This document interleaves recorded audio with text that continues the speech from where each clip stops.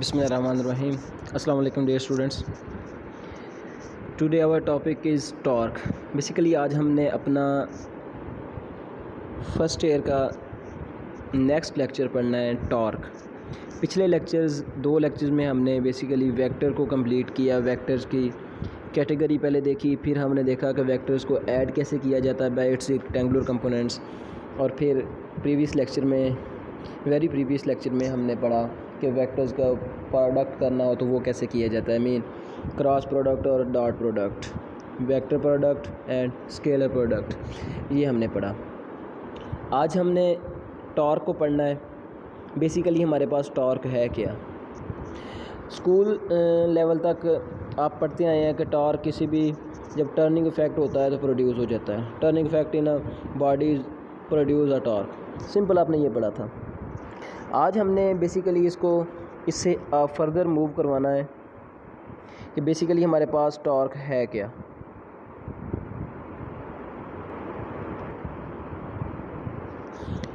Let's say कि एक आपके पास बुलेट है, उसको आप टाइट कर रहे हैं स्पैनर की मदद से, कि ये आपके पास एक बुलेट है। लेट्स से आप इसको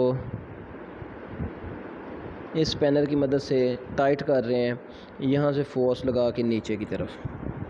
अब जैसे इस पे फोर्स लगाएंगे तो ये इजी है मूव करवाना, लेकिन इसके मुतबादल अगर आप ये बुलेट है इसको यहाँ पे फोर्स लगा रहे हैं तो ये ईज़ियर है, ये थोड़ा डिफ़िकल्ट है, क्योंकि इसके दरमियानी डिस्टेंस जो है वो क्या है, बहुत कम है, शॉर्टर है। लेकिन इसके दरमियान का जो दरमियानी फ़ासला, इसका दरमियान में डिस्टेंस है वो क्या है, थोड़ा लॉन्गर है। तो इसका मतलब है कि जब आपके पास फासला कम होगा दरमियान में तो उस पर भी टॉर्क इफ़ेक्टेड होगा। मीन एक आपके पास इफ़ेक्टेड चीज़ क्या आ गई, ये वाली एल डिस्टेंस इनका, और दूसरी देखें तो इस पर जो आप फोर्स लगा रहे हैं, अगर फोर्स ज़्यादा लगाएं तो ये ज़्यादा टॉर्क प्रोड्यूस करेगी।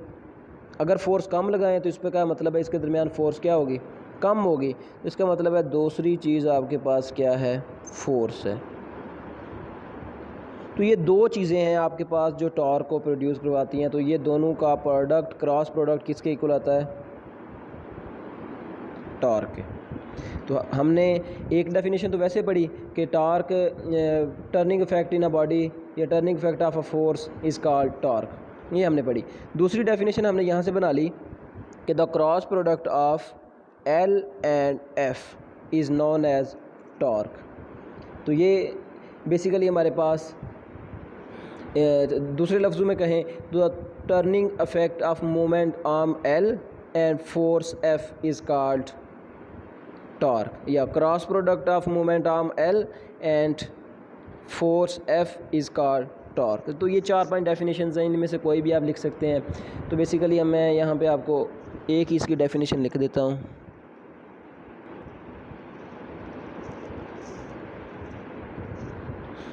टॉर्क का जो बेसिक हमारे पास फार्मूला होता है वो ये होता है, torque is equal to L cross F। L cross F है तो इसका अगर आप ओपन करें L क्रॉस F को तो आपके पास क्रॉस प्रोडक्ट को ख़त्म करें। पिछले लेक्चर में आप पढ़ चुके हैं कि क्रॉस प्रोडक्ट ख़त्म करें तो क्या आता है, साइन थीटा बचे। तो ये साइन थीटा आपके पास है।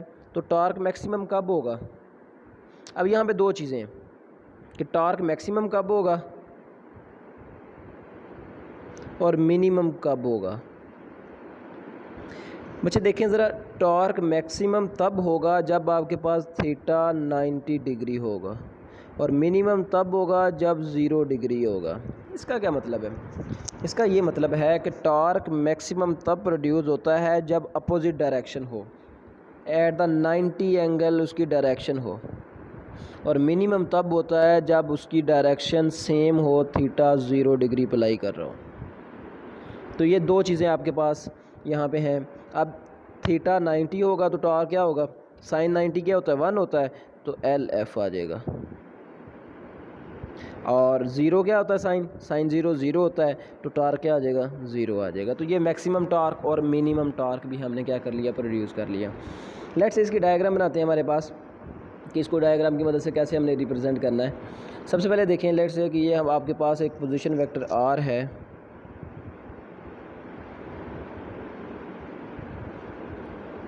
ये आर पोजीशन वेक्टर है,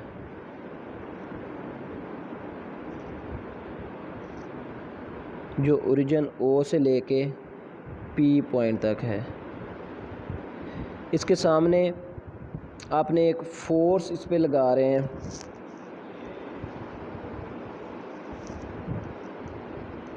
एफ फोर्स लगा दिया आपने। इस फोर्स के लगाने से आपके पास जो इसके कंपोनेंट्स बने हैं, वो आपके पास कंपोनेंट्स कौन से बने हैं। लेट्स से कि हम पहले कंपोनेंट ड्रॉ करते हैं, ये इसका यहाँ तक पॉइंट जा सकता था। हम सबसे पहले ड्रॉ करते हैं कि हमारे पास फोर्स के कंपोनेंट्स, पहले हम फोर्स के कंपोनेंट्स से ड्रॉ करके निकालेंगे, फिर हम पोजीशन वेक्टर आर के कंपोनेंट्स ड्रॉ करके निकालेंगे। तो सबसे पहले हम फोर्स के कंपोनेंट्स को ड्रॉ करते हैं। तो कैसे करेंगे, फोर्स के कंपोनेंट कौन कौन से होंगे, एक अलॉन्ग एक्स एक्सिस और दूसरा अलॉन्ग वाई एक्सिस।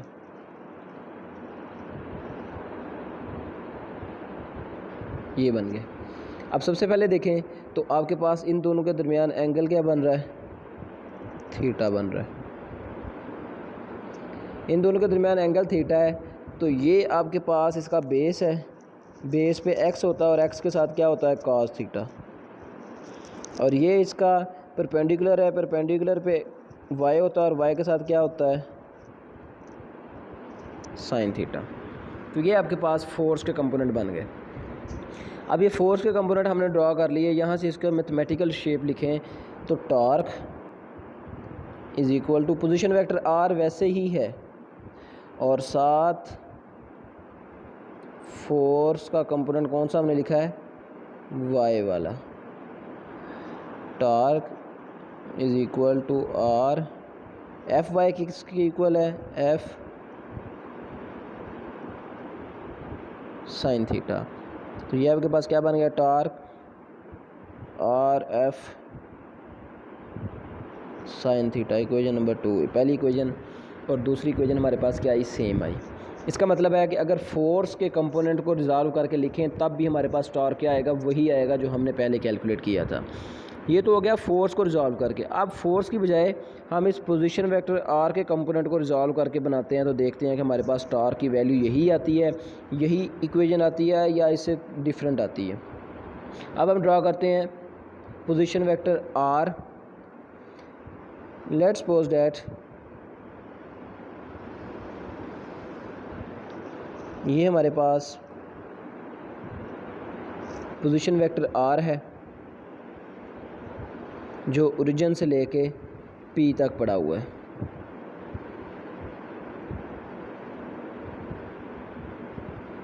इसके ऊपर आप फोर्स लगा रहे हैं,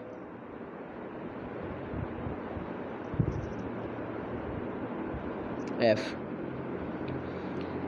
फोर्स लगाने से इसके दरमियान ये इसके कंपोनेंट बनते हैं, यहाँ पे एंगल थीटा बनता है। अब हम चाहते हैं कि हम ओरिजिन ओ है और ये पी है, हम चाहते हैं कि हम इसके ओरिजिन के लिहाज से आर को क्या करें, रिजॉल्व करें। तो आर को रिजॉल्व करेंगे तो आर के कंपोनेंट ये बनेंगे,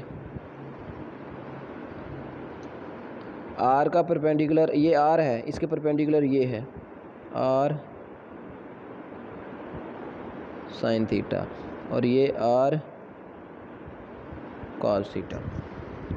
अब इन दोनों को अगर हम रिजॉल्व करें आर के लिहाज से, तो टॉर्क का फार्मूला हमारे पास क्या बनेगा, torque is equal to r y f, क्योंकि हमने आर को रिजॉल्व किया अलोंग वाई एक्सिस। तो आर साइन थीटा साथ f, torque is equal to r f sine theta. Equation number 3। ज़रा इस इक्वेशन को देखें, जो इक्वेशन नंबर 2 बनाई थी वो देखें, और टॉर्क की जो हमने मेन इक्वेशन बनाई थी उसको देखें। तो ये तीनों इक्वेशंस हमारे पास क्या आई हैं, सेम आई है, आर एफ साइन थीटा। इसका मतलब है कि ये हमारे पास चाहे वो टॉर्क को हम आर के लिहाज से रिज़ॉल्व कर दें, चाहे उसको फोर्स एफ़ के लिहाज से रिज़ॉल्व कर दें, लेकिन ये हमारे पास क्या आएगा, हमेशा सेम ही टॉर्क आएगा। यही टॉर्क की इक्वेशन हमारे पास आएगी। तो ये हमारे पास टॉर्क था। इसके बाद हमारे पास टॉर्क का यूनिट क्या होता है। टॉर्क का यूनिट बेसिकली हमारे पास देखें, फार्मूला हमारे पास एक बच्चे बात याद रखें, किसी फ़िज़िक्स के अंदर किसी भी चीज़ का यूनिट बनाना कोई डिफ़िकल्ट नहीं है। लेट्स से कि आपको किसी चीज़ का यूनिट नहीं आता, तो आपने सबसे पहले देखना है कि उसका फार्मूला क्या है। फार्मूला आर एफ है, साइन थीटा ट्रिग्नोमेट्रिक फंक्शन, उसका कोई यूनिट नहीं होता। आर का यूनिट क्या होता है, मीटर। फोर्स का यूनिट क्या होता है, न्यूटन। तो इसका मतलब है कि इसका यूनिट क्या बन गया, न्यूटन मीटर। तो ये न्यूटन मीटर इसका यूनिट है। इसी तरीके से आपने हमेशा इसका लिख लेना होता है, यूनिट बना लेना होता है। उसके बाद आपके पास ये टॉर्क का यूनिट भी हो गया। टॉर्क बेसिकली आपके पास रोज़मर्रा ज़िंदगी में आपके पास देखें तो जहाँ भी आपके पास टर्निंग इफेक्ट होता है किसी भी बॉडी के अंदर, वो क्या होता है, टॉर्क होता है। अब इसके बाद टॉर्क की एप्लीकेशंस बहुत ज़्यादा हैं।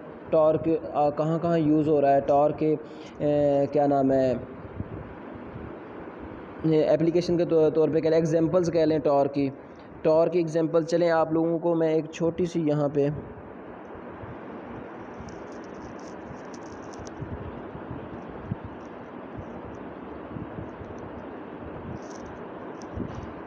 टॉर्क की एग्जांपल के तौर पे देखें तो टॉर्क की एग्जांपल आपके पास बहुत सारी रोज़मर्रा ज़िंदगी में होती हैं। जहाँ जहाँ टर्निंग इफेक्ट होगा वहाँ वहाँ क्या होगा, टॉर्क होगा। मैंने आपको एक स्पैनर की एग्जांपल दी, फोर्स लगाने वाली।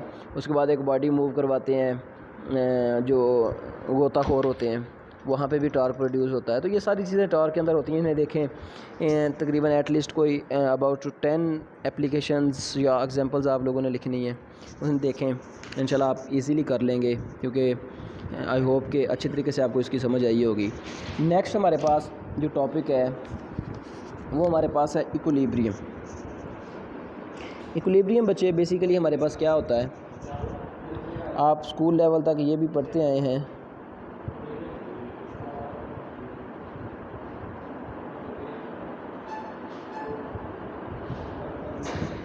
इक्विलिब्रियम आपके पास क्या होता है, कोई भी बॉडी, इक्विलिब्रियम की सिंपल आप डेफिनेशन करना चाहें तो इक्विलिब्रियम की डेफिनेशन इस तरीके से होगी कि कोई भी बॉडी जब रेस्ट में होती है या यूनिफॉर्मली वेलोसिटी से मूव करती है, तो हम कह सकते हैं कि ये बॉडी क्या है, इस पर लगने वाली तमाम फोर्सेस ज़ीरो हैं, then it's said to be in equilibrium. इसकी ऐसे डेफिनेशन करेंगे, under the action of number of forces is at rest or moving with uniform velocity, all forces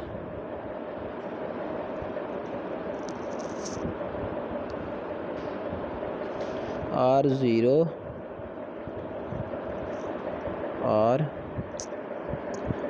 move with uniform velocity.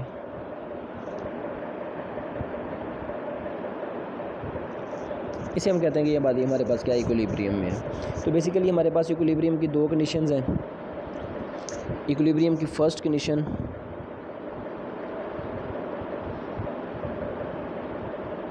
आप 9th class में पढ़ के आए हैं कि इक्विलिब्रियम की कंडीशंस कौन कौन सी हैं। पहली कंडीशन देखें तो a body is at rest moving with uniform velocity has zero acceleration.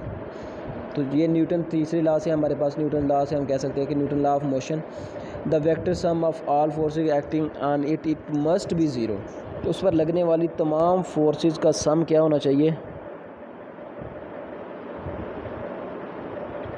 Zero होना चाहिए। अगर sum of all forces is equal to zero then it's said to be in first condition of equilibrium. This is known as first condition of equilibrium. तो ये force आपके पास summation, ये बच्चे summation का sign होता है जो सम के तौर पर जाना जाता है।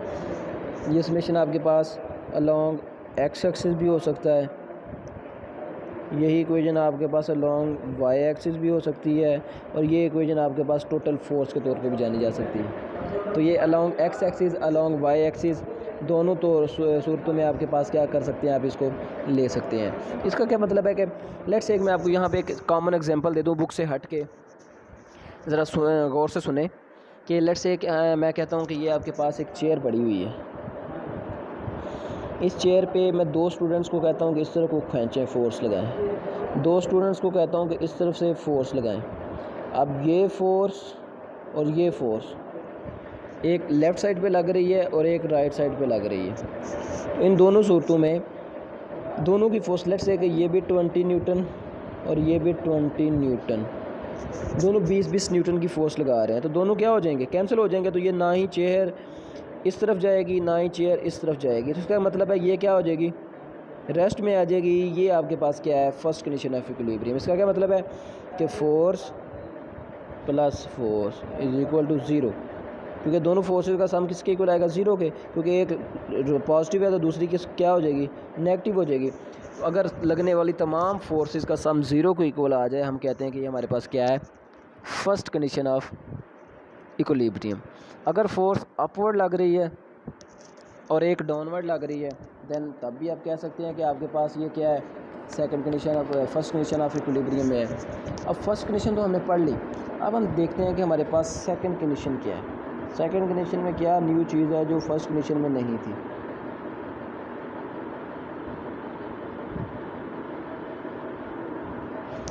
ये आपके पास सेकंड कंडीशन आ गई। सेकंड कंडीशन में वो कहता है कि अगर फोर्स तो ज़ीरो होनी है, फोर्स के साथ साथ उसका टॉर्क भी ज़ीरो हो, उस पर लगने वाला टॉर्क भी ज़ीरो हो, then it's said to be in complete in equilibrium. We are now in position to state the complete requirements for a body to be in equilibrium, and these requirements are, first of all, force is equal to 0, force along x-axis is equal to 0, force along y-axis is equal to 0, and last one is torque is equal to 0. These are the requirements. When these requirements are fulfilled, we are at the position to state the complete a body in equilibrium. First, second condition is satisfied when there is no angular acceleration and body will be in rotational equilibrium. तो ये आपके पास second condition थी। Second condition basically सिर्फ एक term है आपके पास कि उस पर लगने वाली फोर्स तो ज़ीरो हो, लेकिन उस पर लगने वाला टार्क भी क्या हो जाए, ज़ीरो हो जाए। Then it's said to be in second condition of equilibrium. ये तो बच्चे आपके पास होगी कंडीशन। इसके बाद इसकी कुछ स्टेट्स भी होती हैं।